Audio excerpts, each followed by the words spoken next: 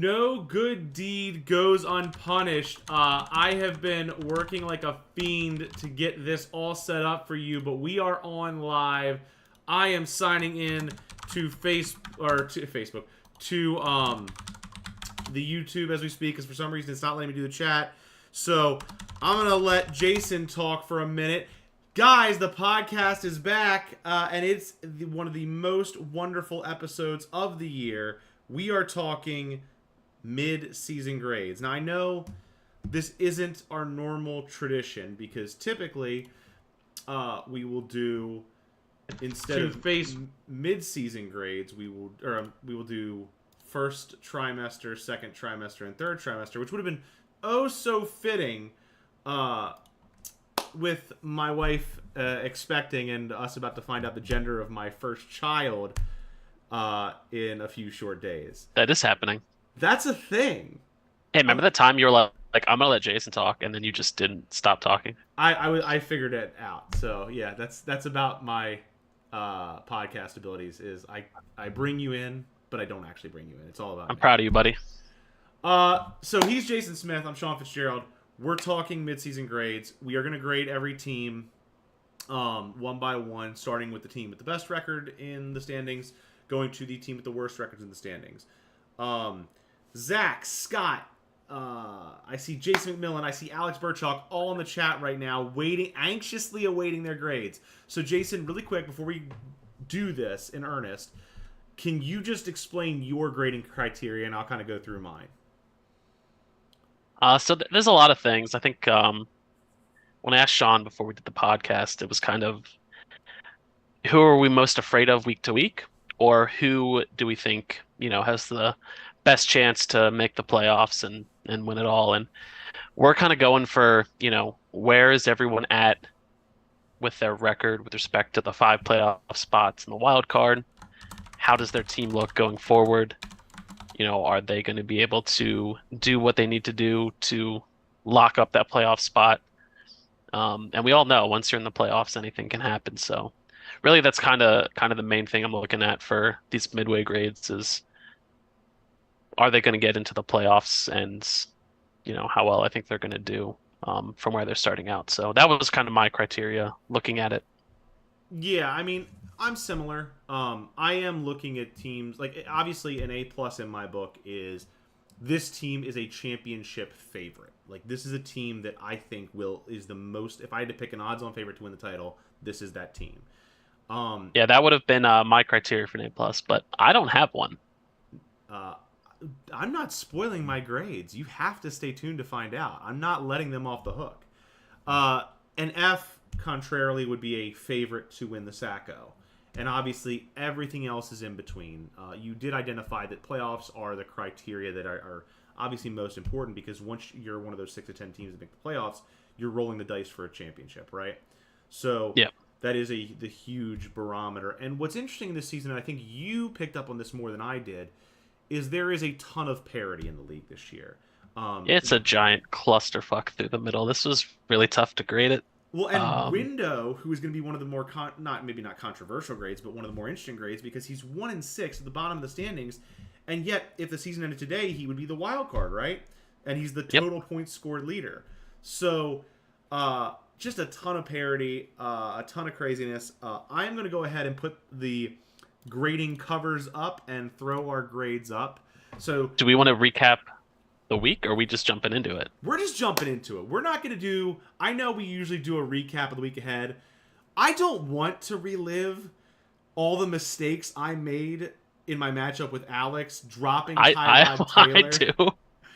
Maybe we can do that after the grades. Maybe we can do a quick recap after the grades and identify all the many ways that I screwed myself out of a less than 1 point loss to Alex, or screwed myself into a less than 1 point loss to Alex. Well done. So, I hate my life.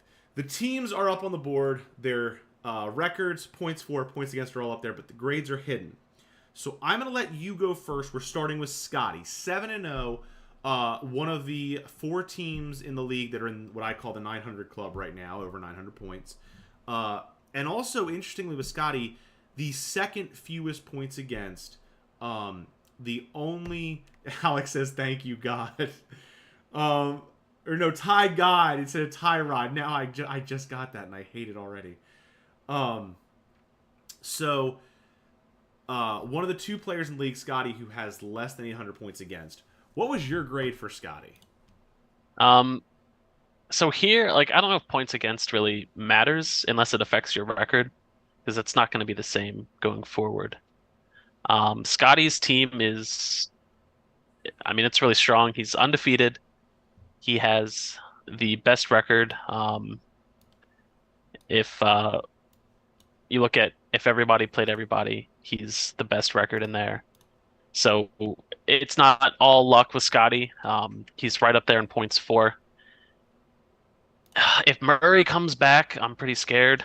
But there's a lot of questions with that. If Tyreek keeps doing Tyreek things, I'm scared. If Keenan stays healthy, I'm scared. As far as his running backs, though, they're questionable. Madison is now in a 50-50 timeshare with Cam Akers, who could barely make a team last year. So that, could kind of bring things down. And if Tyreek, ever has an off week, I feel like he might lose that one. But, it's keeping me from an A plus with his running back situation, but I think he's mathematically in the top five. And he just needs to keep going the course, guaranteed in the playoffs, gets an A from me. So an A for Scotty. And I would say that's a very fair grade. Just to be clear, I know Jason's grades. He does not know mine. Yeah, what an asshole. I know. I'm keeping it all hidden. I'm actually. I'll tell you what. I'll put it up on the screen so we know Jason gave Scotty an A. I'm just gonna put Yeah, I don't Scotty's need to see roster yours. up on the screen to just explain my grade before, and I'll do this with every team. I'll put kind of their roster up for a little while so you can see their roster and what we're talking about. No, I mean Scotty, top to bottom, has a strong roster. I do think he has obviously benefited from a very fortuitous schedule. I do think points against. I disagree with Jason a little bit in this. I do think points against matters because I think it can be indicative of, a team's ultimate.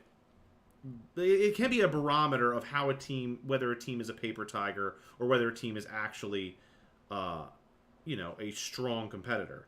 Ultimately, one of the other things I think is very helpful in doing this analysis, Jason, you've sent in the past what I'm trying to pull up actually, the kind of record against record, and Scotty is the literal top of that. If everyone played everybody every week, he would be the best team in the league at 41-22, and Which I think is much more valuable to look at than points against. I think both are valuable, but I do think I think the two go kind of hand in hand, right?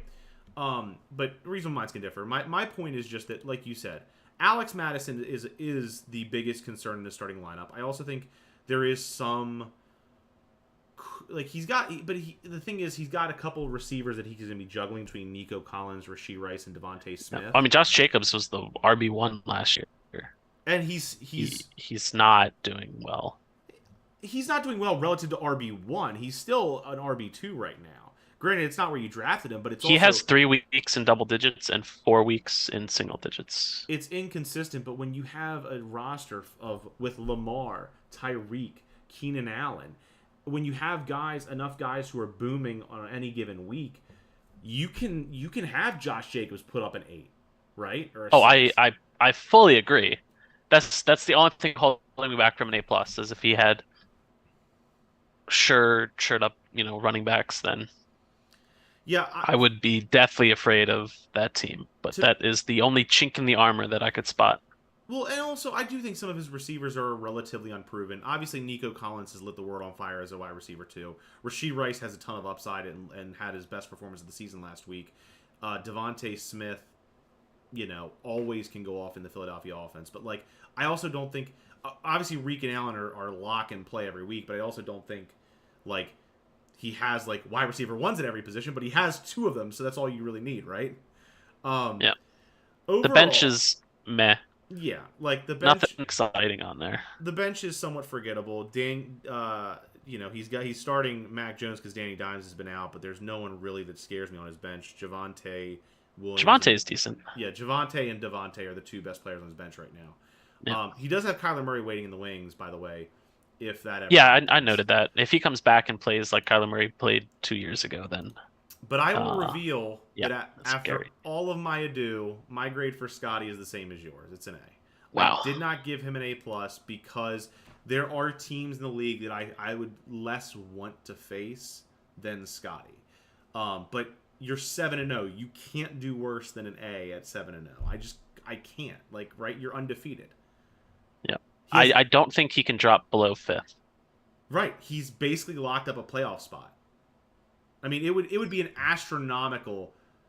I will say this: if Scotty somehow misses the playoffs this season, it would be one of the best things to happen in league history. I don't know if it's actually possible though. It has to be, right. If let's say Zach, Brad, Alex, and then some two of either you, myself, or McMillan win out. I mean, I guess we Okay, can't if so we play each yeah, other. But like mathematically it's possible, but if he just if he loses does 7 straight decent, games, yeah, if he pulls a window, like that would be amazing, right? okay, yeah, he could theoretically fall out of it. Right. But I agree with you that he's basically a lock for playoffs at this point, and I don't necessarily want to play him in playoffs, though there are teams I'm more scared of. So let's turn to Zach now. I'll pull up Zach's team, and you can go ahead and tell me how you're feeling about him. I will pull it up as well. So 5-2, obviously, you're really happy to be 5-2. Second in points scored. Versus the overall, I believe he is third. Yeah, third. Um, Kamara came back, and literally all Derek Carr does is just chuck him the ball for 2-yard gains 15 times a game. So his floor is astronomically high. And in fantasy football, you're really happy about that. If you're a Saints fan, like you were at the game, you were booing them endlessly. But, Jacoby Myers looking solid, AJ Brown looking solid. The quarterbacks have been fine for fantasy. They're 15 points a game, which the way he drafted is perfect. That's more than, he would have wanted. It makes me He's got a feel lot of. dirty when you compliment his waiting on a quarterback strategy. It makes me feel really dirty. I also waited on quarterback, so I don't know. Running backs, Derrick Henry has not been Derrick Henry. He's in a timeshare. Nobody would have guessed that. Aaron Jones is kind of boom or bust slash injured all year. I don't know. The bench is kind of okay, but he's in a really good position. The starting roster is really good. He's putting up points. Um, Garbage time quarterback points are still points. I went B plus. B plus is a fair grade for sure. I don't necessarily have any issue with Also, it. Scotty saying Zach's draft making us look dumb as he's 7-0 with the best record. I mean, Yeah. No, I mean here's the best news about Zach's team, and I agree with you that he has to be loving his life right now that his quarterback strategy worked out. You're right, garbage time points for QBs. It doesn't matter whether it's garbage time or when it matters. Points are points, right? And he has had Russell Wilson and Jordan Love play well enough to keep his skill position players carrying his team to wins. I will say that I am really impressed with Zach getting 5 wins, especially because out of the teams at the top of the table, the teams with 5 or even 4 wins, he is by far the one with the most points against. And yet he is finding ways. I mean, again, in the overall record, the record against record standings you did, he's third in that, in that standing. And the last couple weeks especially, well, okay, he had one bad week, but he went 9-0, 4-5, and 7-2 at 3 of the last 4 weeks. So the most impressive thing about Zach and how he started the season is he did it with Justin Jefferson on IR, so like for part of it, right?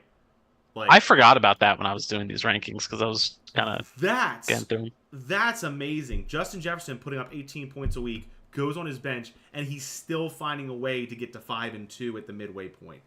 If you're I mean, the Zach, first 4 weeks he was averaging like 22 a game, so right? If you're Zach, you're on cloud nine about that. And the rest of his roster isn't that bad. He's got a bunch of guys who were like, he's Derrick Henry and Alvin Kamara are both RB2s. Aaron Jones, though he has been injured, is putting up double digits when he plays.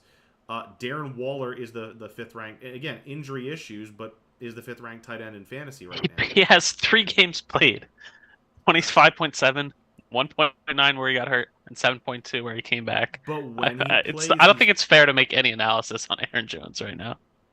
Again, I'm just saying that, like in theory, right? If Zach's lineup is healthy, it's a scary team to play. It's a team that can beat you any given week.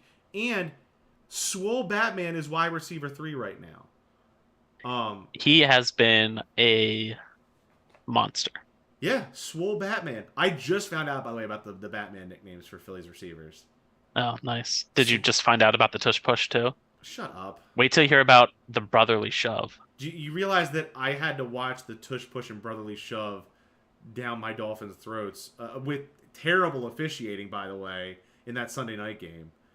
But we won't revisit trauma. The grade I gave to Zach, ultimately, looking at all of this, I was in a similar camp. I did give him slightly lower. I gave him a B. And again, the reason why is I do think on paper there are teams that are stronger. I feel like Zach's team. By the way, this grade could vastly change when Justin Jefferson comes back. It could also vastly change if Derrick Henry is traded, depending upon where he goes, because there are. They are selling right now. Tennessee is a fire sale. And I mean, okay, all they do though is just give all their good players to the Eagles. Yeah. Can you imagine Derrick Henry in an Eagles uniform? It would be terrifying. Like the tush push just got 10 times better. Scotty, the officiating was not fine. The officiating was garbage. There was literally speculation that one of the referees, who had a history of in college of being an unethical referee, had done so again because of all the blatant missed calls. That is a thing that I saw. That was a thing. It was blatant missed holding, missed face mask, missed PI. No penalties by the Eagle when there were plenty of them there. Okay, to be fair, there were I think 2 or 3 penalties on the Eagles, but they were declined or offset. So okay. in the statistics at the end, there were no accepted penalties against the Eagles, but there were a non-zero amount of flags thrown against the Eagles. But I'm not disagreeing with you. I'm just saying an argument's better when all your facts are correct. Fine. Objectively garbage officiating. Can we agree on that? Subjectively. Okay.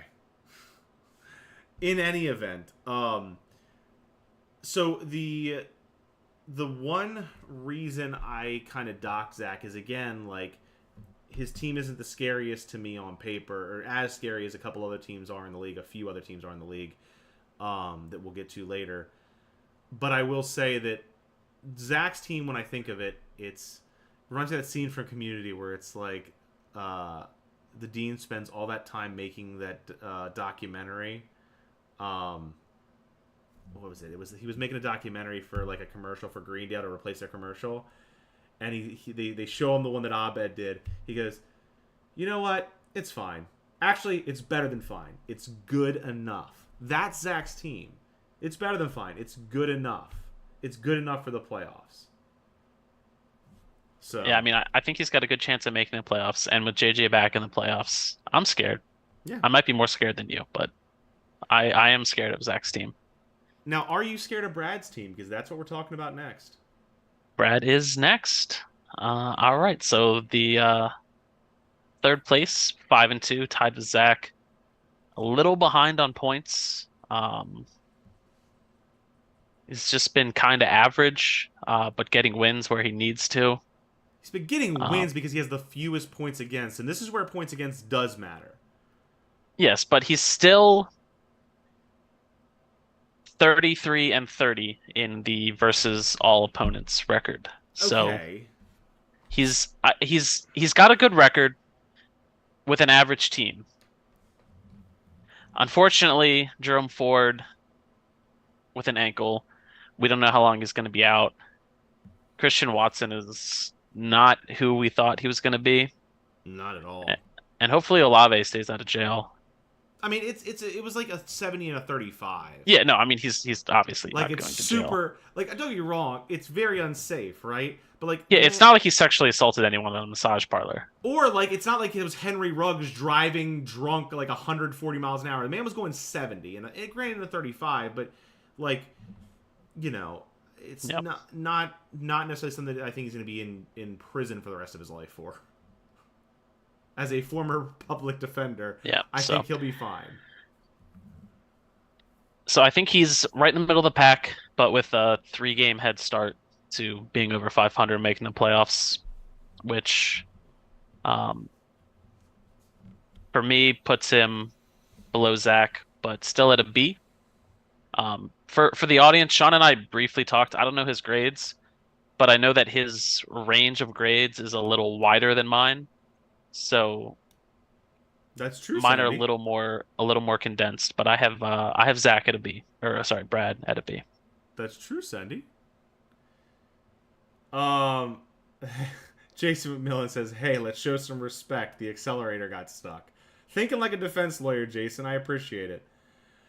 Um, no, so I Brad's team for me is I don't know. It's an enigma, right? Like there are players I love. I love Josh Allen, best quarterback in fantasy.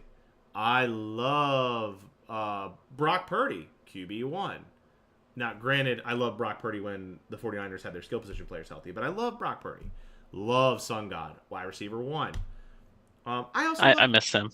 I know. I know. I can't believe you traded him, but you also got a haul out of that trade, too. I also love some of the guys like Chris Olave and Garrett Wilson in his lineup, and I also don't even hate Jahmyr Gibbs, even though he's underperformed. With Monty out, Jahmyr Gibbs has, like last game, he was 23 points. His first game as a workhorse. The concern I have with Brad is the consistency, right? Like, I just don't get the sense, like, I don't get the sense that Brad's going to have consistent production week in, week out from his lineup. You know? I mean, I think the quarterback floor is pretty high between Josh Allen and Agreed, but you also need there are going to be weeks where his skill position players, you know, only one or two will go off and the rest will kind of be single digits. yeah. I mean, remember he lost Kyron Williams, who was the RB2, He is currently the RB4. Still. and he didn't play. Yeah. He is still the RB4 and he was averaging 17.4 a game. And Yeah. that is an awful injury that Brad's dealing Yeah. with. I mean, if he comes back, I think his lineup is justifiably strong enough to warrant the B that I gave him. So that's fair, and I should have paid a little more attention to those injured players. I don't think Brad has necessarily an awful team by any stretch of the imagination, but I'm also certainly not as bullish on him as you. I think there is a little bit of inflation due to the lack of scoring against him. I mean, there is, but we are taking into account chances of making the playoffs, and the past is the past. He is 5-2, and I think his odds of getting to the playoffs are very high because of that. Like I said, I am slightly less bullish on Brad than you. I gave him a B-. I just docked him with a minus. That's all. All right, that's fair. But again, he's 5-2. Like you said, he has the inside track to the playoffs if he can perform. So speaking of people who, if they can perform, let's talk about Alex. This is a really interesting one, I feel. It is. I feel like the numbers just don't make sense. It's so his record against all the other teams is the worst in the league. He's 22 and 41. Yeah. It's the worst, and he lost Rodgers and he lost Chubb. Like, this team should be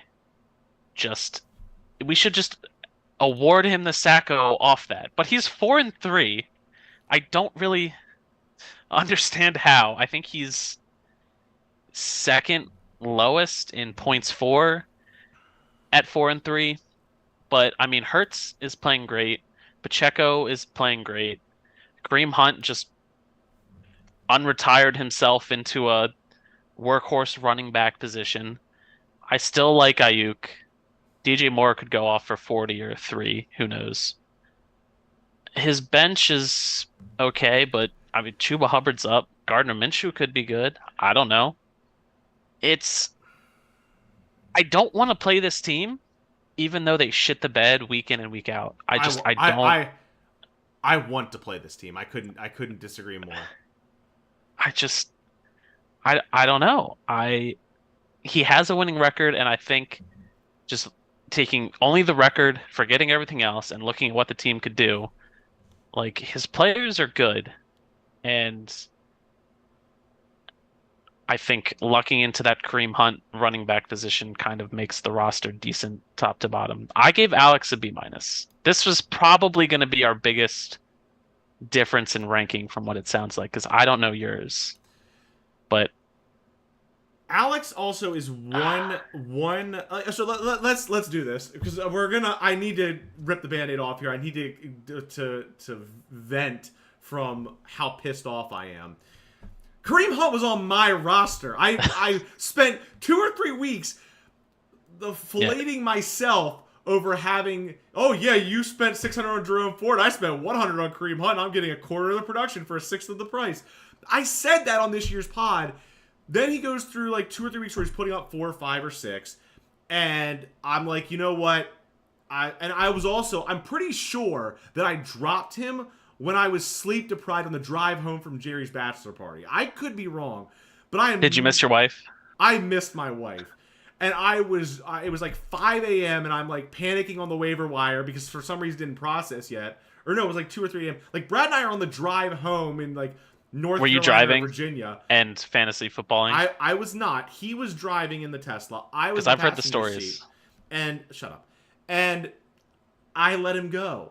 And of course, the moment I let anyone go, they're gonna produce. So then Alex picks him up and he does that. To be fair, it was because of an injury. It wasn't. But then Tyrod, I literally add Tyrod at the start of the week because I say Danny Dimes got hurt. I was talking to you when this happened. All fucking week, they're like, Daniel Jones gonna play. Daniel Jones gonna play. Daniel Jones gonna play. It looks like he's progressing positively. Like, well, I don't want to keep Tyrod on my bench to get 0 points. I better go ahead and get ahead of the curve and just go get a quarterback. Brian Hoyer's got a great matchup. I guess I'll grab him. And I literally, even after and Alex picked up Tyrod Taylor, I also bid on him, but Alex outbid me for him. Got him. Even after all that, I'm thinking to myself, I'd rather have Tyrod Taylor, but here we are with Brian Hoyer. Should I start Brian Hoyer or Ramondre? And I literally struggled with this at the pumpkin patch until the game started. Said, you know what? Quarterbacks have a higher floor. And wouldn't you know, Brian Hoyer puts up what? I'm going to look it up. Is it like 1.6? It was less than 2. I know it was less than 2. Oh, wait, no, I can't look it up because I have to freaking go to the scoreboard because he's not on my team anymore because I dropped his ass the moment that game ended. I think it was 1.6. I'm looking it up right now. This is going to happen. This is happening. This is 7. This is happening, Barry. So just aim for the dumpster. Let's see. 1.16 points. Woof. And oh, by the way, Ramondre, 11.5. I had the win. I mean, yeah. And if I'm 4-3 and Alex is 3-4, do you still give him that grade? No. Exactly. But that extra game matters. That's another game that his team can shit the bed on in the future and be ahead of the giant mosh pit of 3 and 4 teams that we have coming up. Look, moving to the issue of Alex's roster from a talent perspective, like, obviously, everybody has a couple studs in their roster. He's no exception. Pacheco's been a nice surprise. Jalen Hurts has been who everyone knew he was going to be. Devontae Adams has been disappointing, but still, like, borderline wide receiver 1. And DJ Moore had one or two good games, and otherwise has been disappointing. But that's still enough to technically have him be a wide receiver 1, even though he's really not. I do think Ayuk's value also has been boosted a little bit lately by the injuries to 49er skill position players. But overall, Alex's roster is not that good. He said as in the chat, taking after the Steelers, pulling wins out of my ass against all odds. Yeah, no, that's fair. And his moves were good, to be clear. Give credit where credit's due. Alex's waiver moves were exactly what he needed. It was well done. Yeah, coached you. He did. He let me. I think he even said to me like he let me Ruxin my way into tinkering my way into a loss. But with all that said, I want to play Alex every week of the season this year. His team is averaging 5 more points a week than you. His current lineup. I don't care. I'm just letting you know. I'm not saying my team is good, by the way, because I've had a ton of injury issues, and I haven't had like one big injury. Alex hasn't. Everyone has, but I've had a bunch of little. We can all agree, Alex has had the worst injury issues. What, Aaron Rodgers? And Nick Chubb. Okay, Nick Chubb does suck. Aaron Rodgers, meh. Yeah, I mean, okay, but in a 2-quarterback league, you start him, you get 0 points, and that's it. That's your whole draft pick. I get it. I'm just saying, I want to play Alex's roster several times. I don't think he is built to go the distance. I do think, unless... honestly, the best thing going for him right now is, like I said, Ayuk being the benefit from, Debo and CMC's injuries. But even then, Ayuk last week 8.2 points, right? He barely squeaked out the win. I don't see a lot in Alex's roster that scares me. So I gave him a lower grade than you. I would have guessed that. A full letter grade lower than you. I gave him a C-. It's pretty low. Alex, I believe. Trade me more players. Stop it. Just stop it. All right. You have a problem. You have a problem. Speaking of you, though, let's talk about your team. Oh, my team.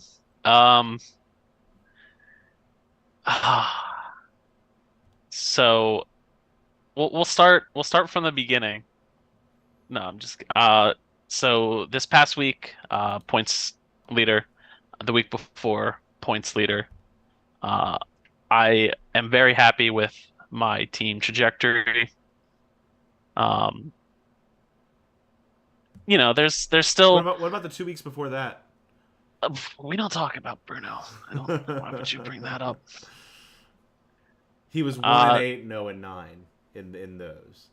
Yeah, I shit the bed a couple times. I mean, not having Eckler or him just putting up like 3 points, not ideal. But I think I have a lot of promising talent. I have a deep bench. Looking to keep it going. 3 and 4, getting those 2 back-to-back wins when I was 1 and 4 was really good. I'm in the 900 club, as you've coined it. I'm 3rd in overall record. So I gave myself a B. I think if I keep on this trajectory, I will be in the playoffs and have a good shot. So when I was referencing teams that I don't want to play, and yeah, I know teams that are scarier. I am scared of your team. Your team is good. Your team is. I mean, that thing is good. No, I like looking at your roster. Tony Pollard, Travis Etienne, Austin Eckler. In my book, if I'm ranking players week to week, I would rank them all RB1s. Like, they're all locks. And, oh, by the way, you've got Jalen Waddle, Adam Thielen, Jordan Addison, like, guys who are all averaging double digits in points. Christian Kirk's averaging double digits in points. Yeah, Christian Kirk's studly. Yeah. Oh, and by the way, no real major injury issues. Jared Goff has been a QB1. CJ Stroud's been a QB2. You happen to have the Eagles defense and Chiefs defense, which can put up points. Like, not the defenses matter, but honestly, your worst position is tight end with Kyle Pitts, who Atlanta just hates for some reason. I don't. I mean, he's been better in the second half of the season. He had Oh, by the way, I forgot to mention you have CeeDee Lamb. Yeah, I was gonna say something, but I just didn't want to add to it. Jalen Waddle, CeeDee Lamb, Adam Thielen at wide receiver, and Jordan Addison at wide receiver, and Christian Kirk. Like, you just have an abundance of riches. Your team is stupid good. It's not fair that you make these trades, and this is anyone can trade. But this is the one time, like, your team. Well, actually, no, the one you make just really good trades. I got to give you credit. You make really good trades. This is no exception. You are in the 900 club. You are better than your record indicates. You are deserving of the same grade that you gave yourself. I gave you a B. But I gave you a B. I gave you the same grade as Zach with 2 less wins. Because that's what I think your lineup affords you. That's what I think your lineup compensates for those 2 wins. Thanks, buddy. If you're telling me, would I rather have Brad's team with 2 more wins or your team with 2 less wins? Give me your team twice. It's a bold statement. I seriously, because I know wins are important, but at the end of the day, you also want a team that has a chance to not only run the table but win you a title, right? And I think more than any other team in the league, if I had to pick one team and say this is the team on paper that will win a title, it's probably yours. So, I don't know if I'd go that far, but I definitely think I would say it's up there. I just need to steady on the course, and I'll be good. That's all I got. From one Jason to another, let's go to McMillan. All right, another in the giant mess of 3 and 4 teams, right? Just over 500 versus all opponents. I'm seeing a few red flags popping up though. Deshaun Watson's a little crybaby. His arm hurts. All the doctors have medically cleared him, but he just doesn't want to play with that $230 million sitting in his bank account. He's Happy Gilmore's grandma. Yeah. Debo has proven again that he is made of glass. I have him in another league. 2 leagues. I hate it. Tough break. Damian Pierce is losing carries to a mummy. He's like the lowest yards per carry in the whole league. He's under 3. He's just not doing well. I mean, but he's still got Trevor Lawrence. He's still got CMC. He's still got Stephon Diggs, TJ Hawkinson. Najee's on the climb up. 49ers D is solid to have. I don't like the bench. I think the bench is kind of bleh. It's 3 and 4. He's still got that top end talent though. Any team with CMC and Stephon Diggs can always put up monster points. So I think he can still earn some wins. He's close to the 900 club. I think he's the closest that's not in. Yeah, so I gave him a B-. Oh, McMillan. So I actually had a conversation about McMillan about his team today. And you identified already the big takeaway. He has no depth. He's got CMC. He's got Stephon Diggs. He's got Trevor Lawrence. I'll even give you, and he's got TJ Hawkinson. I'll even give you Michael Pittman just for a lark. That's it. That's his lineup. He is. Najee's on the rise. Is he? He has best game. I'm pretty sure it was his best game of the season last week. 14.3. He looked like he was on the rise. Maybe Alex can chime in. He watches that garbage team. Out of for the week, he was on bye the week before that, so he's played 6 weeks this season. 4 of those he's gone 6.5 or less. Yeah. One of those being 3 weeks ago. Yeah, okay. I overvalued Najee a little bit. Najee's not Najee. I had Najee in another league. Najee's not Najee anymore. Jalen Warren's the one. Alex just posted in the chat. It's Jalen Warren's. If you're gonna pick a Pittsburgh running back, it's Jalen Warren right now. It's not Najee anymore. So okay, that's fair. So like McMillan I has avoided all Steelers this year, so I rightfully honestly don't so. even look.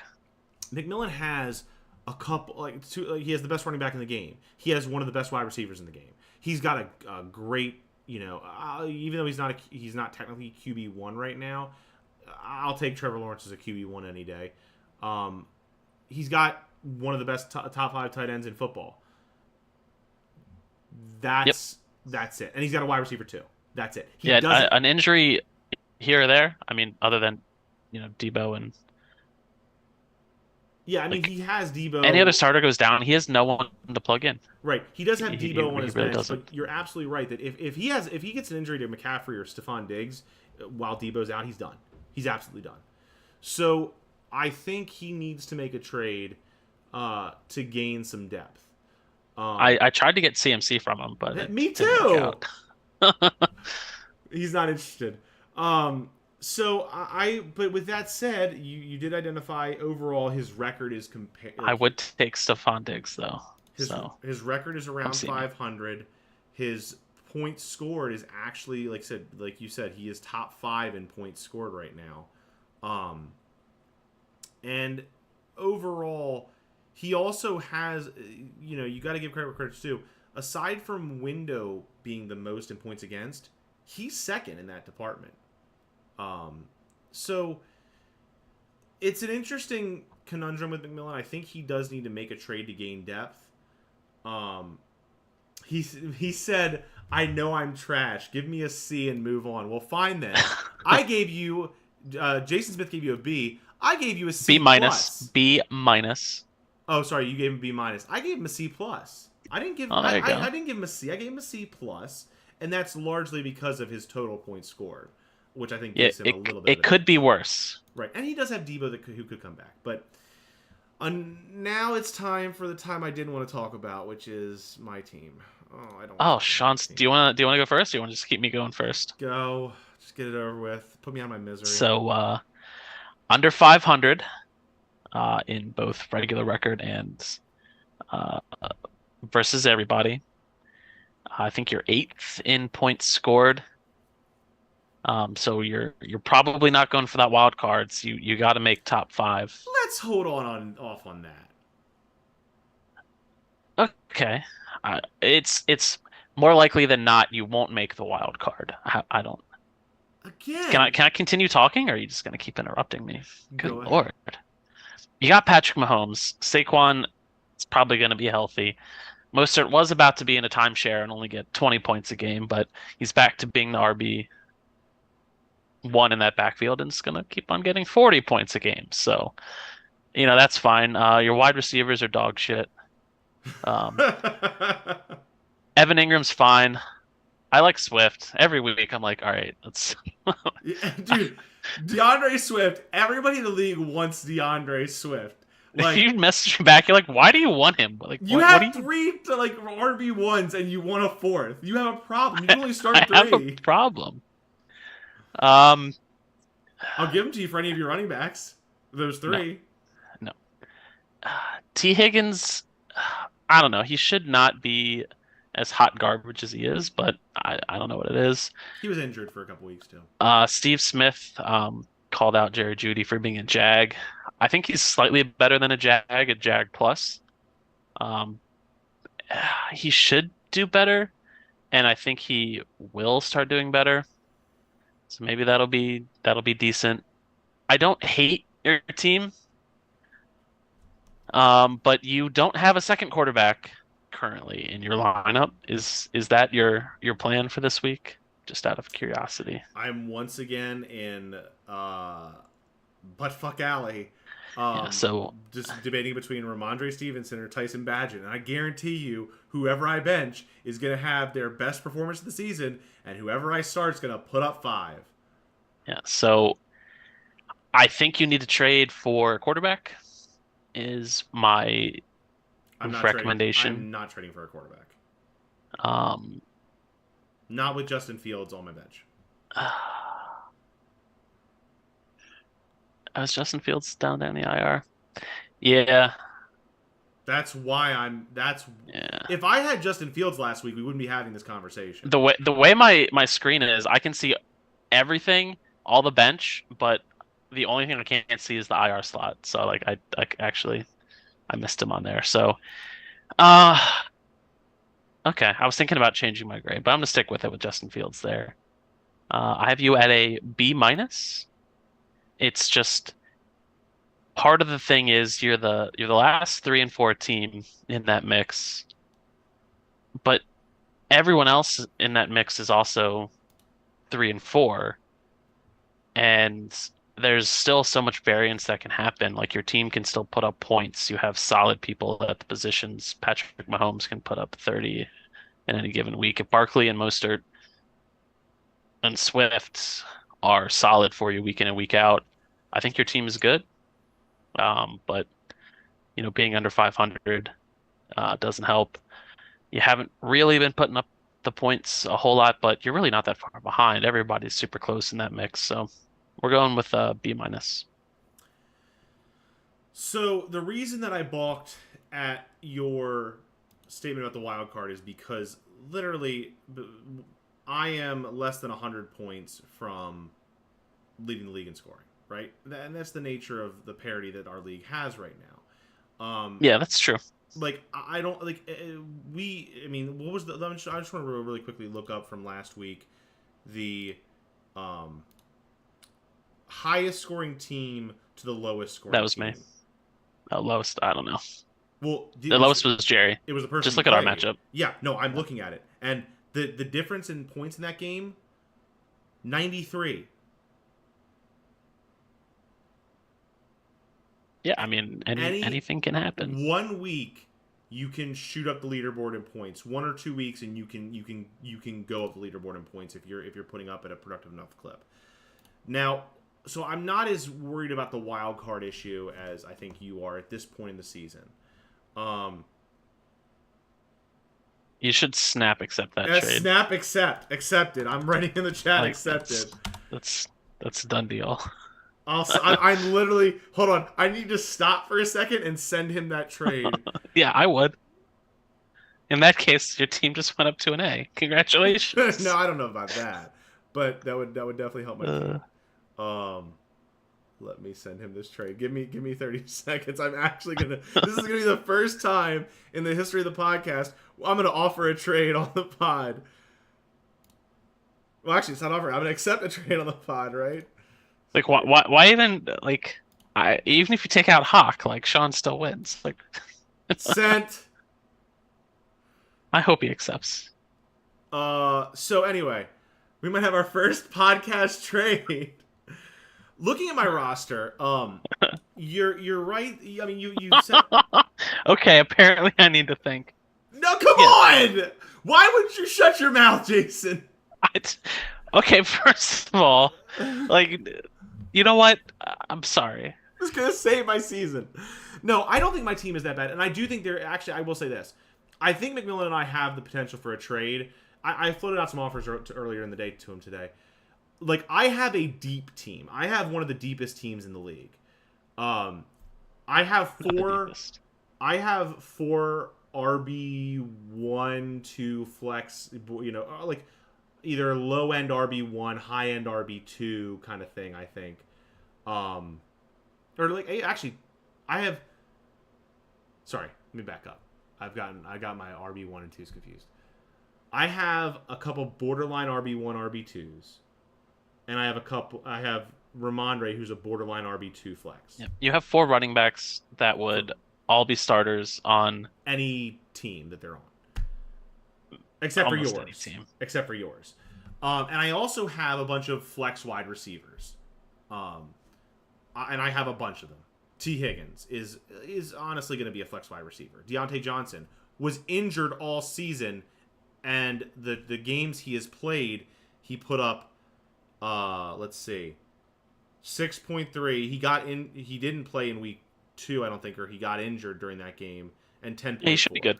I agree. You don't have to look up the numbers, but he should be good. Chris Godwin has put up 10 a game. Terry McLaurin's put up 10 a game. Like, I've got a bunch of wide receivers who have been inconsistent, but have been putting up 10 a game. Jerry Jeudy has sucked. I mean, there's no excusing Evan Engram has been fine for me, and Patrick Mahomes and Justin Fields have had their moments, but have largely been. Patrick Mahomes is QB3 right now, but he's averaging like 22 a game.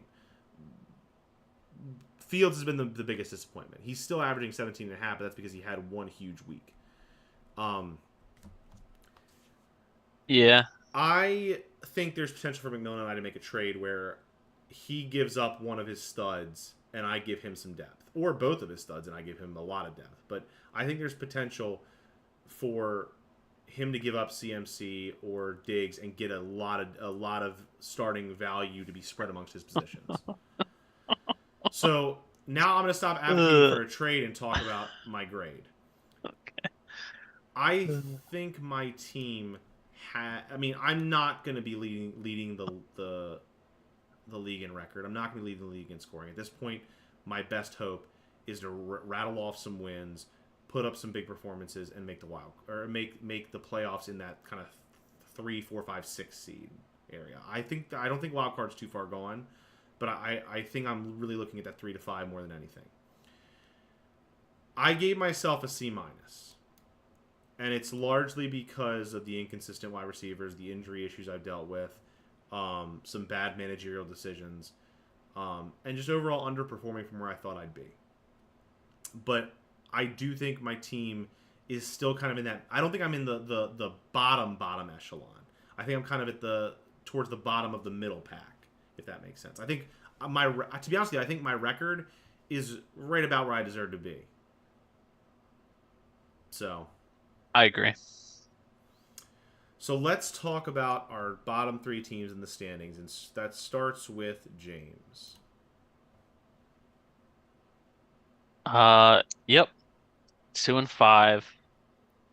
Bottom 5 points scored.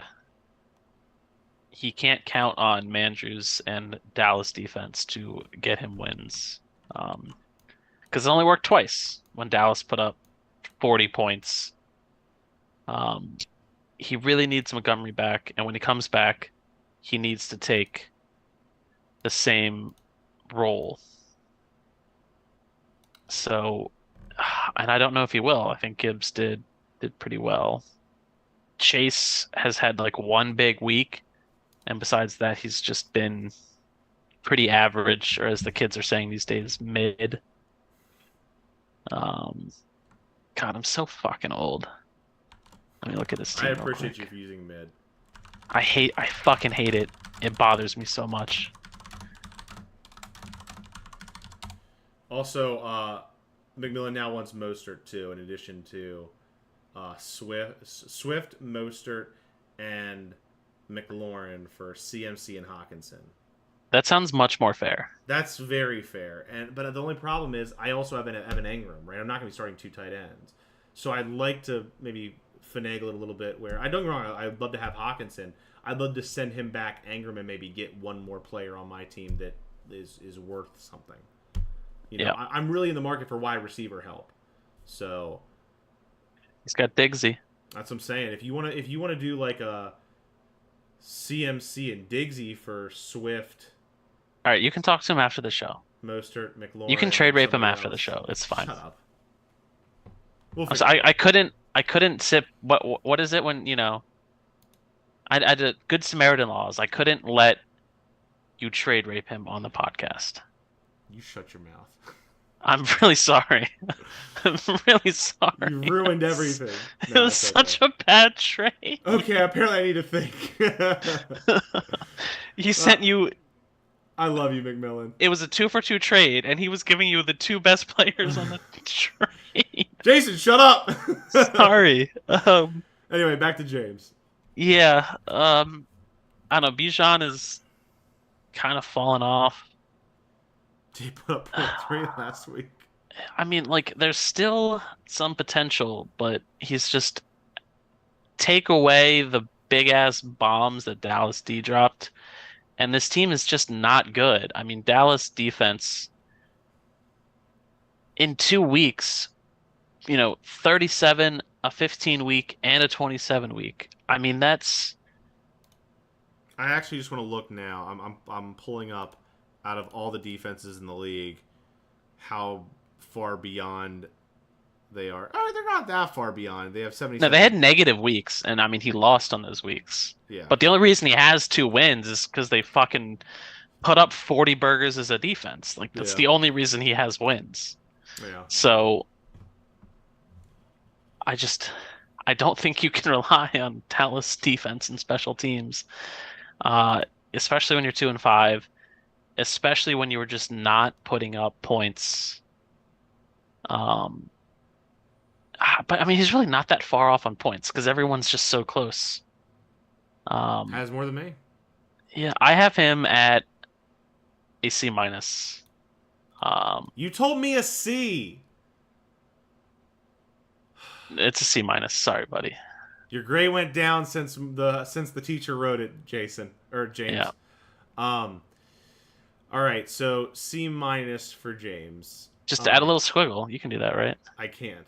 Not at this Okay. point. So we'll know it's a C minus. Okay.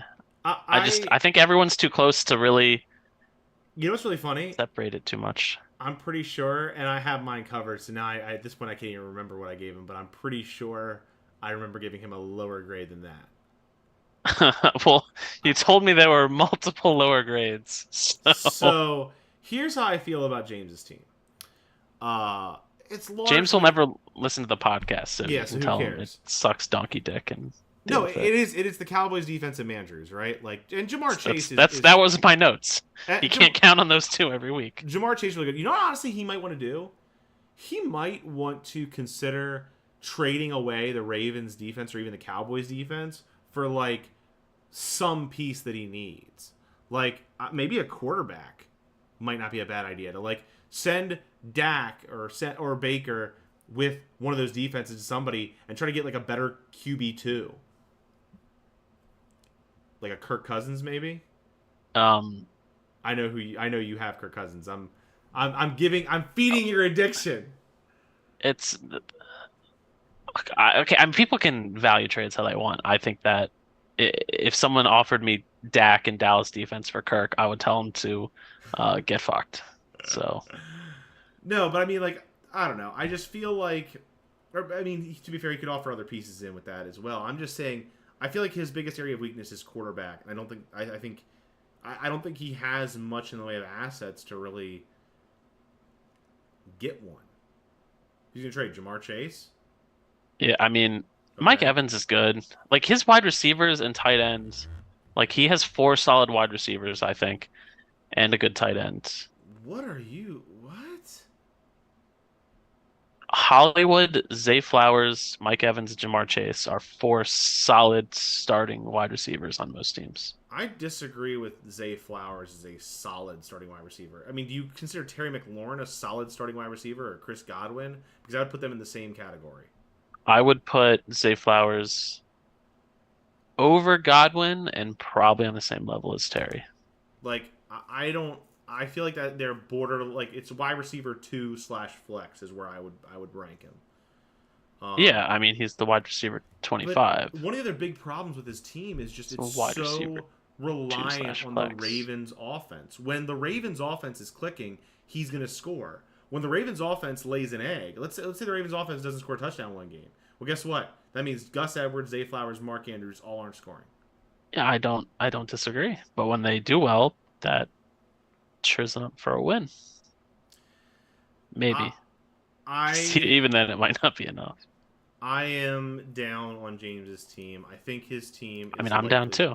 Is likely going to find itself in the Sacco playoffs. And accordingly, I gave him the first D grade, a D+. So, not too far from you. You gave him C-, but the first D has been given. And now we go to another 2-5 team. Jeremiah. So this is aside from Alex, who's 4-3, the second worst overall record at 24-39, 2-5, lowest points scored. The sole member of the 700 club currently, but he had a really bad week last week. So I mean, if he had even a slightly average week, he wouldn't be. he would be there. So, but I had a 70 something point week too. Everyone has their 70 point week. Mixon not doing what he's supposed to do. Ridley not doing what he was supposed to do. Um, There's a lot of guys on his roster that are really underperforming. yeah, it it's unfortunate. You know, if only he had drafted Scotty's team. As he says on every podcast.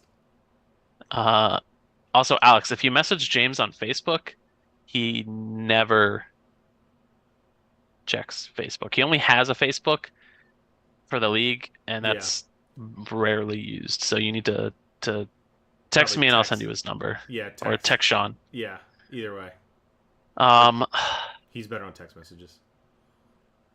I mean, but Tua, I think will be fine. Burrow should do better.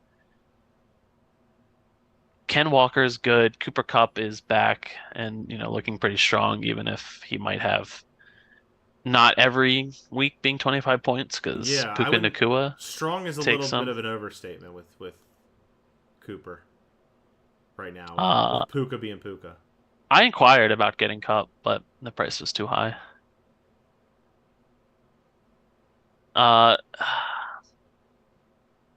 he's got Matt Stafford sitting on his bench, who I think could be starting on a lot of teams, and I think he really needs to move a quarterback and get something. I don't I don't want to be starting Brandon Cooks. Like if that's your best flex option, I don't think you're super happy. He had one good week. Other than that, he's averaging 3 points a game. I just not feeling it. So I think there's potential with a few roster moves. But as it stands, I have this team at the same level as James. Right now on the outside looking in with a C minus. So I am cover up the lone remaining grade for you. I am also down on Jerry's team, and I mean you can't not be right. Like I don't think it's weird because like on paper, like I might have had him in my preseason top three. I love You his did, team on yeah. paper. I absolutely love his team on paper. I really do. It is baffling to me that Well, Burrow didn't do anything to start. Mixon has been just average, and Ridley is not. He had I think two good weeks, and the others were yeah. not what you were expecting. So Well, and like he starts, I mean, no good he goes unpunished, right? He starts Calvin Ridley and Gabe Davis this week. They each put up a point. Oh, yeah, it Tutu wouldn't out, have mattered. Tutu, of course not, but Tutu It, Atwell it has wouldn't have 10 on his mattered. bench, and Jackson Smith and Jigba has 14.3 on his bench. Like, It wouldn't have mattered. I'm not saying it would have mattered, but for his I'm just points saying that for me. to get out of the 700 club you mentioned would have mattered. Yeah, Like, obviously you beat him, we get it. Stop wanking it on the stream. I I do think his team on paper is better than advertised. I did not give him an F, I will tell you. Um, and I do think there's a universe where he can turn this season around. But there is a lot that's concerning. His average overall is not where you want it to be. yeah. I mean, getting 64. I mean, he also started Zach Evans, who at the beginning of the week looked like he was going to be the guy, and then they brought in old reliable, who's somehow still on waivers. I I don't. I don't have a place for him. I'm shocked he's still on waivers. Yeah. Well, but the bottom line for me with Jerry is like he doesn't. He has some depth that you mentioned, Yeah. Well, between four players, but he got 1.1 points yeah, but he last week. but he doesn't have that much depth. He really doesn't. And so I was He's got quarterback depth.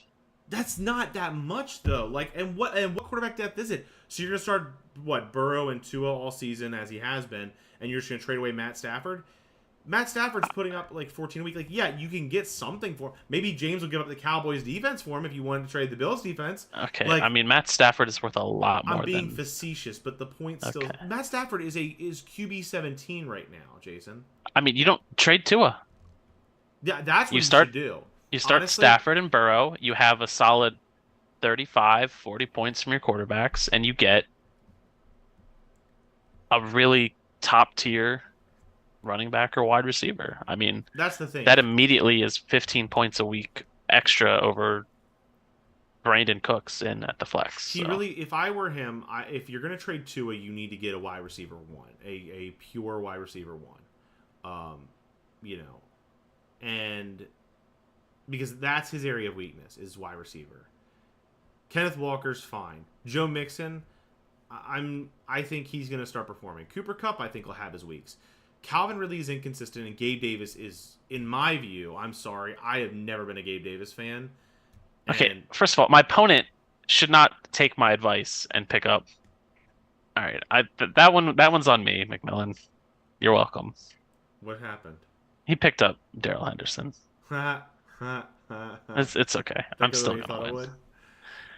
No, no, I was really hoping literally anyone else would, because Way to go, McMillan. This is why you listen to the podcast. You get the insights on your opponents. I'm also like if playing Jerry this week, by the way. I just want to point out. So I'm giving him a worse grade than you. And I know that by giving him a terrible grade and by down talking his team, he's going to beat me this week. But I'm going to do it anyway. I'm giving him the grade. I'm ripping the Band-Aid off. I gave Jerry a D minus. yeah, And like I said, it really depends on if you can make some moves and get out of it. and I'm evaluating the roster as I see it right now. I'm evaluating it based on what I see so far. If the roster changes, the grade can change accordingly. I Until could the, have had such an easy week. He could have not had CMC. He could have not had Hawk. He could have not had Henderson. I would have just taken my bye and just moved on. Speaking of But moving on, let's move on. We've been going on at this for over an hour now. So remember when I said we're not going to do recaps? This is why. that's fair. Last grade and perhaps the most interesting. Jason said thank you, by the way. Yeah, I saw. I literally have done nothing but it's like me this week. Monday night I went to take the puppers out and I stubbed my toe. Uh, well, it turns out that it's fucking broken. So You broke your toe? yeah, I'm so sorry. it's and then I also fucked up my knee. I've been hobbling around. It's been a goddamn fucking nightmare. I I I hurt my knee taking in the trash. I just stepped weird or something, and I don't know. It's a knee that's had a lot of issues in the past, and something's not right. I gotta go and see the orthopedic surgeon. It's been a wolf week for me. I'm sorry, So buddy. just furthering it by letting McMillan not shoot himself in the foot this week. Scotty wants to know if you kicked a beach ball. No, but I did tell that story to the doctor when I went to have them look at my toe. How'd It's that like, go? it's not the first time this has happened, Doc. Let me tell you about Wildwood, New Jersey. Well, as bad a week as you're having, and it sounds like you're having a bad one, I'm pretty sure Windows having a worse season. Yep. So, all right, back to the topic on hand. Our points leader got his first win of the season. It Oh, only took 7 weeks. so disappointing. Um, Realistically, he's not going to get in unless it's the wild card. And there are a lot of teams that are looking at that wild card slot that could easily get there. And it's kind of an unfortunate situation with how close everything is and how much parity is in the league is he has to make the wild card. He's got to put up points week in and week out. Not necessarily. At 1-6, you're not counting on record to get in. There's too much variance, He's the in points my leader. opinion. I know And he's the points and leader. if That doesn't if matter for the Scotty weeks in the future. if Scotty can rattle off 7 wins with 900 points, so can Window. Yes, it can happen. I'm just saying of all of the possible outcomes, fucking Doctor Strange this shit, there's not that many of them that involve him making the playoffs by being 1 through 5 in record. Most of the chances of him making the playoffs are him in the wild card. Do you agree or disagree? So what you're saying is Tony Stark needs to, or he needs Benedict Cumberbatch to hold up the number one. This is why everyone hates lawyers. I swear to God. He is only 2 games out of the playoffs right now. Scotty brings up a very good point. That is at 1 and 6, you're fucking right, and that's the scary part. There's a lot of parity this year. Maybe that changes my grade. Oh my gosh, Sweatballs. Take a stand. He's been doing this all day. Like the moment I asked him for grades, change this. I sent like it looked like I was finished and polished, but that was like I had only done analysis of like 3 teams when you asked me that. I was still going with your through. Lineup this as much as you tinker with your grades. You should see how often I spend looking at fucking trades. You have a problem. All right, let's see. What's his team name? Noble Oak. So there are chances he makes 1 through 5. Maybe 35% of the time if he keeps up where he's going. So that's much more than I thought. So the grade will probably be changed. Luckily, Sean is very accommodating. I don't know. This is really tough because basing it off just the team, it would probably be an A, maybe an A minus. But basing it off on, record and team and playoff implications, I'm not sure. This is a lot more difficult knowing he's only 2 games out. Let me look at his team. I'm sorry. This is very unprofessional. I see you flip me the bird in the video there. Wait till you see what I'm doing now. I'm gonna go. I'm gonna go B minus. So, Window, your grade went up a full Point and a half, basically. Nearly a letter grade. It went up from a C to a B minus in Jason's book. Oh yeah, it's not quite a full one, but so here's where I stand by Jason's initial proposition. Yes, Window is the points leader. Yes, he has a good team. I also am not sold on... I'm sold on certain players of Windows, obviously. Travis Kelce's a no-brainer, the best tight end in football, and it's not close. Puka Nacua is the steal of free agency. Yep. Definitely the best ad of the season. Sam Laporta is, for some stupid reason, still on Windows' bench. Despite him being the number 3 tight end in fantasy, you need to trade him. Find someone who needs a tight end and work out a deal. You have too much value at a position you're not going to use it at unless you're going to play double flex, which maybe you should. But, I tried. Of course I tried, but I did. You have the Indianapolis running back committee. Now, I say Indianapolis running back committee because it has been a committee. With that said, Zach Moss got injured, and then Jonathan Taylor went and put up 20. So maybe things are returning to normal. You have Breece Hall. That's great. George Pickens has been happy, although... Again, I mean, as happy as a Steelers wide receiver can possibly be. Although, again, I do think Deontay Johnson's return is going to eat into his value some. He has enough talent to get him to the playoffs. I don't see, to be completely candid, I know Window is the points leader. I know it objectively, right? But I also really don't see Window's team finishing as the points leader. I really don't. I mean, everything's so close. It would be like his lead is. I mean, there's 4 teams above 900, and he's only 13 points above 900. So it's really not. One of the best things he has going for him is he just has a lot of running back depth.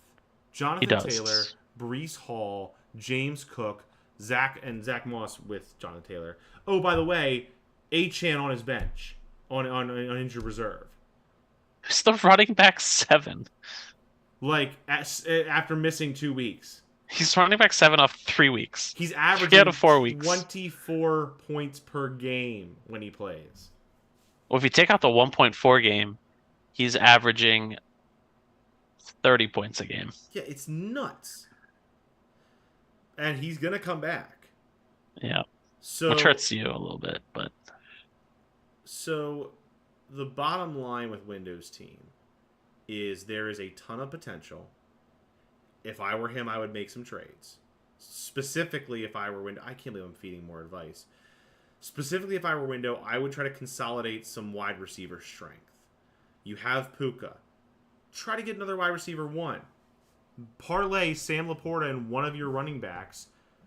I'd parlay Achan. Honestly. His value's not going to get higher than what it is right now. And a team that's really that is set on record right now that has some wins, like a Scotty, or even like a that's not the 5-win only team. one. Even one of the 5-win teams, when you have some breathing room, you can afford to miss a week or two of Achan to get him back later. Like That's I'm true. just talking through some scenarios, but Imagine Zach getting Justin Jefferson and then getting Achan. it is impossible. That would be disgusting. It is impossible to overlook the fact that Windows Team is 1-6. As good as Windows point production has been, he has faced the most points against by a sizable margin. And I mean, that's the giant ball and chain that he's got. Is that 1-6 record? It's just not. It's not good. it's unlucky, but It's very unlucky. it's the reason why his grade went down to a C. Yep. You were correct initially. It is a Oh, C. shit. going down. Dude, I don't know. I thought about raising it even higher when I saw, like, he does have depth. He's got good players up and down, except for Drake Sure. London. Drake London sucks. Sure, he has a more talented roster than McMillan's, and this is Sam Howell is hot garbage, though. yeah. But that's and then there are gonna be weeks where Sam Howell disappoints and puts up 8, right? Yeah. So these are our grades. You now know all of them. So we're gonna really quickly do predictions because the recap is flown the coop at this point. It's an hour and 15 minutes into this podcast. So with all that said, let's get to some predictions. And this is a really interesting week. I actually was surprised. There are no buys this week. Yeah, I was like, how did this happen? Yeah, What is, I guess the NFL did this on purpose. I don't know, but no. why didn't they just have all the buys from last? Doesn't make sense, but no one's on buy this week. I don't know. I was like, sweet, I have no one on buy. Like, I should have an edge in my matchup. And I was like, wait, no one has a buy. First matchup prediction. Myself, Jerry LeBlanc. This is honestly a huge game. This right here, this game is going to has massive implications for playoffs.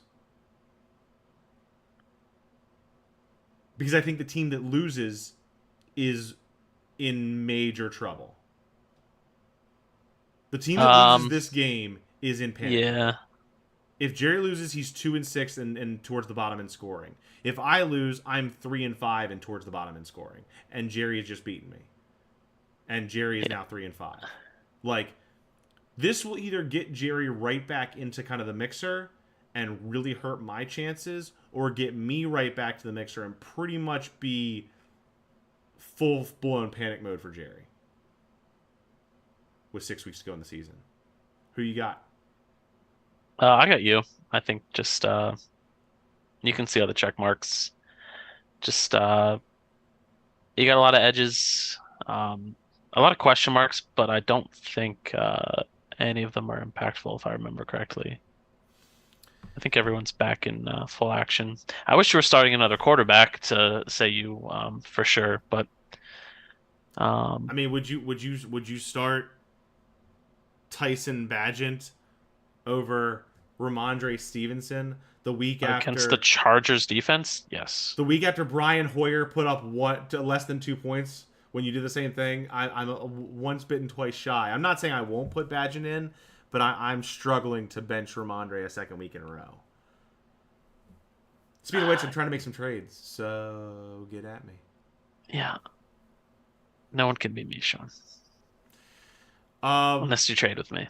I'm gonna predict myself. I think this is my season on the line. I honestly think if I lose this game, I will miss the playoffs. I think that this will be the death knell of my season if I don't. Yeah, I mean, if you lose, it's not looking good for your points either. So That's what I'm saying. So I think this is my season on the line, and I think it's also probably Jerry's season close to being on the line. yeah, it's big. It's more impactful for him, I think. I think you can lose and be fine. 3-5 is not like there's going to be other 3-5 teams. Sure, but this is huge. Yeah. I am going to. There will be at least one there. 3-5 team between the two Jasons. So That's true. That's true, Sandy. And I'm still. Why did I tell him things? I don't. I hope it bites you in the ass. I really do. I'm sorry. I swear to fucking Jesus, if Daryl Henderson puts up a 50 fucking burger on me, I'm gonna. That would be amazing. We would record. Think about how many views the podcast might get. Like you might go viral. 7, maybe 8. Yeah. What about 9? Brad. There are 33 subscribers to your YouTube channel, by the way. Oh yeah, I'm famous. Who is subscribing? Who's not in the league? I'm pretty sure. Let me really quick. This is actually going to be interesting. So I'm pretty sure that I made. Wait, 34. Hold on a second. I'm pretty sure I made a video when the U.S. went to the World Cup that got a ton of views. Hold on. Where are my videos? How do I see my videos? 16K views, the hype video. Yeah, right? So 16,000 people view that video. So before you talk too badly about the JC Penny podcast, understand that it got 16,000 views on a video on YouTube. How did they do in the 2022 World Cup? Hey, how about you leave right now? It didn't seem to hype them up very much. All right. Let's you got projected for yourself to win. Brad and Window. And Brad has not replaced Jerome Ford or Brock Purdy in his lineup yet. Tell him to set his goddamn lineups, but Brad's gonna Brad. I think he's kickball Wednesdays, so probably. All right, so let's see. He puts in either we can put in a running back or a wide receiver. I would say Garrett Wilson. And I would say Kenny Pickett, obviously. Another 12. 26 points. Which 26, puts 10-point line. Correct. I mean, I'm gonna go Window. I think his team is just better. Yeah. Wide receivers are also probably even. Breece Hall gets the Giants defense, and the Jets defense gets the Giants offense. The Giants are a dumpster fire. Travis Kelce gets to play the Denver Broncos, who gave up 70 points. Yeah. There's a lot to like about his matchups as well. Yeah, I mean, I think just Windows got this one in the bag. I think Sam Howell's going to get destroyed against the Eagles. I'm not so sure. Eagles have a great run defense. Their pass defense less impressive, especially when they've been down some corners. Sam Howell has 40 sacks on the year. Last year, the highest sacks for anyone for the whole year was 55. Yeah. No, he's going to end the year with 80 sacks against unless he dies and can't get sacked anymore. So I picked up the Eagles D. Battle of the Jasons. Both at 3 and 4, both with big. Again, this is big playoff implications. You're right. You either 500 or you're 3 and 5, or you're 2 games back from 500. This has huge implications, and right now you are a 16.2 point favorite. Yeah, my team good. I'm gonna win. Picking yourself, huh? I mean, if anyone else picks McMillan to win, then I mean he's gonna win just because that's just how my career goes with fantasy football. But the smart money. Well, if he puts Daryl Henderson in, that adds 2 points to his projection, so it's a 14-point spread. Yeah, I mean, I don't know what my final lineup's going to be. There's a lot of stuff that I've been tinkering with. So who knows? This is currently just the highest projection, but I am going to give the nod it's Jason. Wow, profound. to Jason Smith. I have to give you the nod. I don't get me wrong. I'm rooting for McMillan. I am rooting for McMillan so hard because of Daryl Henderson. I want that almost as much as I want to win myself. But I'm here to not just say what I want to happen, but What would the projections be if you didn't have CMC and Hawk? Be a lot lower. And Stephon Diggs. You forgot about Stephon Diggs. That wasn't part of the trade. Oh, right. Yeah, that's a good point. I do think, though, he could make his lineup better with a trade if he made the right trade. Yeah, he could, for sure. A lot of people could. A lot of people are just too afraid. They think that their players are more valuable. Right, than they are. Or they don't want to trade to blow up in their face. They don't want all of a sudden a player to, they trade a player and they're the RB1 then. I mean, but, it's definitely a mentality thing. Like, yeah, you could be addicted to trading too. Just ask Jason. Look, I'm just saying, I was 1-4, and I went, and I'm like, how can I improve my team? What can I do here? And maybe it was the trades, maybe it wasn't the trades, but I don't know. I'm out there doing everything I can to try and make my team better every week. Any more of them trades? I send out a lot of messages every week. You have a problem. But we predicted, so we predicted the same thing for all three of our matches so far. Yeah. Will this be the week where Scotty gets his first L? Let's see. Projection favors Scotty by like 5. I am gonna go Zach. Ooh. Calling Scotty's loss. So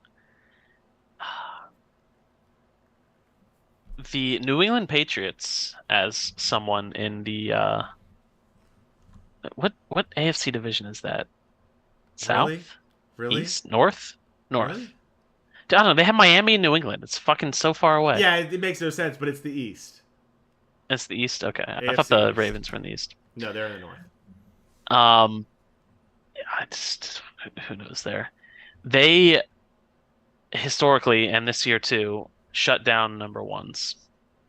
I think Tyreek Hill doesn't drop a 30 burger. He drops 12 this week. He's still gonna get some, but they're gonna. That is spot on analysis. I was looking up what he put up they played New England earlier this year. Now, granted, it was on the road, not at home. But on the road, he put up 12.5 against New England. So, yeah. I mean, you can't stop. I mean, I saw this picture, and I saw it live in the game too. So Tyreek is running a crossing route, right? And Tua throws the ball like nowhere near where Tyreek is. Like, right? It's insane. But I don't think Bill Belichick is going to let Tyreek Hill run rampant. But Miami's got a lot of weapons, so who knows? I mean, their run game is good, but I think if they lock down Tyreek, that's New England's best chance of winning. So I think they're definitely going to do that. And I think if you count that, I think it swings slightly in favor of Zach here. Plus, I'm a little biased because I want Scotty to win because that's actually better for me because no one's going to catch him anyways. So this is tough. I think this is a close one. It's probably a coin flip. Mac Jones, he could do okay against Miami. I'm gonna say Zach. I disagree. I mean, I don't blame you. I I don't. I like. don't blame you. I feel like Scotty is just bound to continue to win, but more than that, I do think his matchups are fairly good. I get what you're saying about Tyreek, but it is the South Florida track team, right? They're gonna get their points. Also, by the way, I do just really quick segue about that and side note when Mike McDaniel when they drafted Chan this year. The first thing Mike McDaniel said to him on the phone during the draft call is, "Hey, you're still fast, right?" Like that's all. You're still You're fast. still fast, right? Like that's what they want is just speedsters, and obviously it runs through Tyreek. Keenan Allen also has a great matchup against Chicago. Lamar Jackson's coming off his best, performance of the season and gets Arizona, who can't stop anybody. Um, I just think there's a lot to like about some of Scotty's matchups. Um, Carolina, it has a notoriously bad pass defense for Nico Collins, where Rashee Rice has been gaining momentum. He's got a lot to like about his matchups, and I'm not saying Zach doesn't. AJ Brown is gonna feast against the Commanders. Absolutely, and I do think there are some things to like about Zach's matchup as well. But overall, I just don't. I'm giving the nod to Scotty. I think he has the better team slightly, and I I think think you're right, but I think the boys on Zach's team are going to be really motivated for this win. to beat Scotty. I think there's a good vibe in the locker room. And Scotty's guys are a little complacent on their little high horse there. Well, So believe it or not, it's kind of a gut decision. our next matchup and our last matchup for predictions is the one with the tightest projection, and I think is the closest matchup of the week.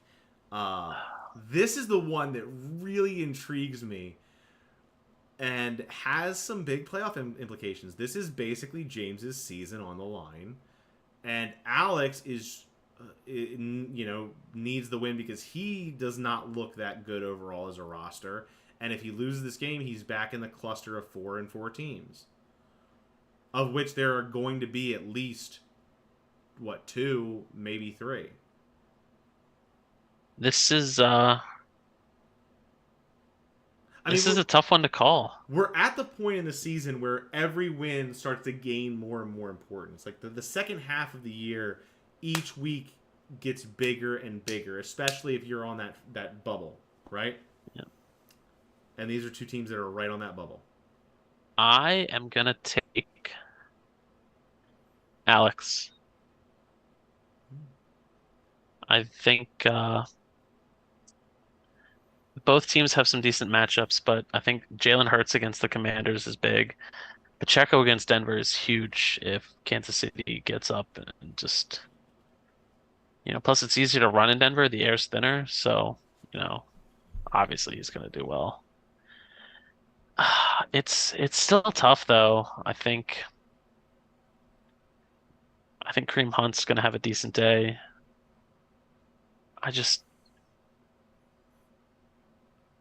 It's tough. I know. I don't think Dallas defense is going to do well against the Rams, I and agree with that's that. James's best player. I think the Rams have a good line, and Dallas defense has been. I mean, they lost Diggs. Michael Parsons has not. He started off hot, but he's cooled down. It's tough. Seahawks D against PJ Walker, I like. Yeah, I'm gonna take Alex. I just think his team is better just by a hair. Alex overall has the better matchups. I think the teams are comparable. I really do think us like I rate these teams as pretty even keel. If you put a gun to my head and told me to pick one, I'd probably pick Alex's. And I also think Alex has the slightly better matchups, but I just have this feeling that James is going to win this week. I feel like it's going to be a couple guys who are going to go off. I think Mike Evans might have a great day against Buffalo's banged up defense. I think Jamar Chase might be involved. I think the Bengals at some point are going to find themselves. And I think, at any given moment, Jamar Chase could put up 25, 30. And if a couple of guys go off, Mark Andrews goes off, because again, Baltimore's playing Arizona. So if Baltimore has a good day against Arizona, that could be all James really needs. But Arizona is not. They're not like bottom tier. They're just middle of the pack. I don't think you're underestimating their defense. They're not I that am bad. going to the stats page on ESPN right now and finding up past defenses against if I can figure that out. Like for Just yards against. go to just go to James's team and so air no, that's Defensive yard. Let's do yards allowed. so for wide receivers it is 27th best. So they are not great against wide receivers statistically. But against tight ends they are third best. They are number 3 in the league in most yards given up by their defense. Most total yards. You are correct. I was overestimating them. Yeah, I've seen them get gashed Apologies, sir. for lots of points. And also, by the way, oh no, you're fine. It's their third most also in rushing yards given up, which Gus Edwards, right? Checks out. Also, Yeah. they've given up the 1, 2, 3, 4, 5, 6, 7th most points per game. Or no, I'm sorry, that's not true. Seventh most points. Oh, and 7th most points per game. Yeah, 26 points a game they're giving up. So, all that to say, I think if Baltimore has a big day, James and one or two other guys on James' roster go off, I think he can and should win the matchup. I am, like I said, if I had to pick one team to have the rest of the year, give me Alex's team. If I had to pick the better matchups overall in this game, probably Alex. It's close. But I just have this feeling James is going to pull this one out. I don't know why. Maybe I'm optimistic and I'm hoping for parity. I can agree with I think it could be the one, but I'm taking Alex. Just so we have two different picks. I picked Zach and Alex, and you picked Scotty and James and Scotty. Yep, and otherwise we agree on you, Window, and myself. And that, obviously, after nearly an hour and 40 minutes, is our mid-season grading podcast. I think everyone left the chat. I think everyone got tired of listening to us talk once they heard their grades. Yeah. Which is completely understandable. If you've made it through this whole podcast... Well, that's why we should have made him wait. If you made it through this whole podcast, get a life. No, I'm kidding. No, we appreciate you guys. Good luck this week. Honestly, as much as I want to win this week, I am most excited about finding out the gender of my child. I already know. Okay. You do not. You say that, but there are people. Oh, Jason McMillan's still here. Love you, pal.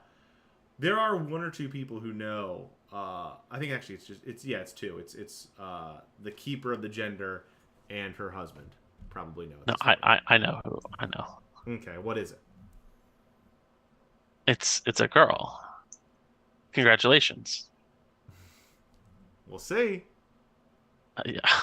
Slap it? No. That would be so funny. All I know is whoever that child is, boy, Blue smoke comes out, and just through the smoke, I just smack the shit out of you. No, you would smack me if it was a boy. All I know is I'm gonna love them, and they're gonna be a Dolphins fan. That's all I know. Love her. Him or her.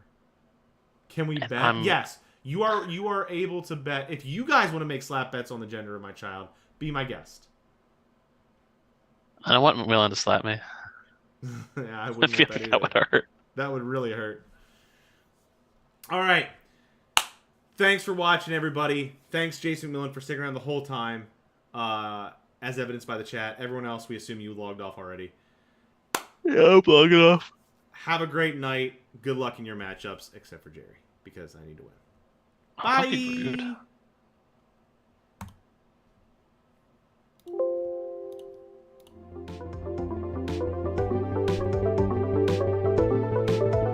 Are we still live? I'm probably talking through the outro.